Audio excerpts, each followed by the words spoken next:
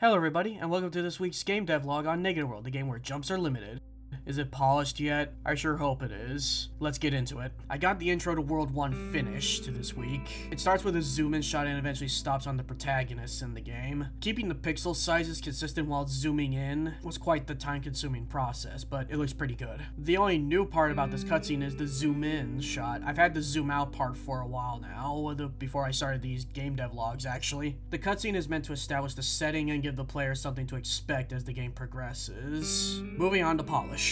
Big lesson number 1. Get controller support in as soon as development starts. It'll be merciful on the code structure. Let an asset do it if you don't feel like it. Just anything besides wrestling with the input manager. Since controller mapping on Windows and Mac are different, yet Linux is the same as Windows, but I'm getting off topic. Point is, the controller support beast has been slain for now.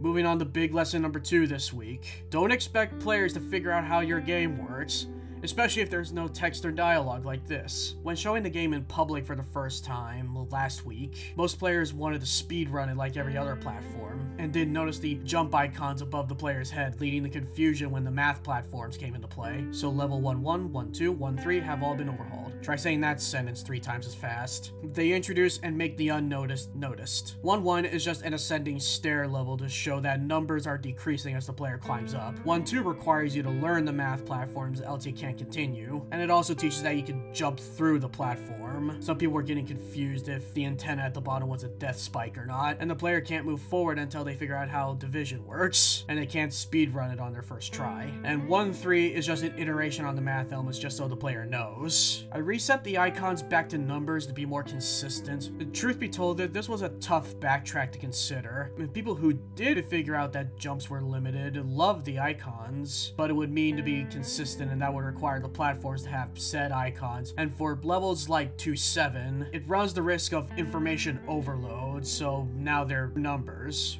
Works just as well and it's easier to program. And some small fixes, mostly physics, like not having the players sticking to a wall, the greater than and less than signs being replaced with their equal to counterparts, stopping the player triggering SFX while the cutscene's playing, because the game is still technically happening as the cutscenes are playing, and making the player invulnerable when cutscene is playing. With all that, I think it's ready for South by Southwest. Thank you Independent Game Developers Association for hosting Negative World, and I'll be at the IGDA booth on the 15th and the 16th from 1:45 p.m. to 4 p.m. If you can make it, feel free to say hi. That'll be it for this week, and as usual, let me know if you have any questions or feedback. Take care of yourselves and have a good week.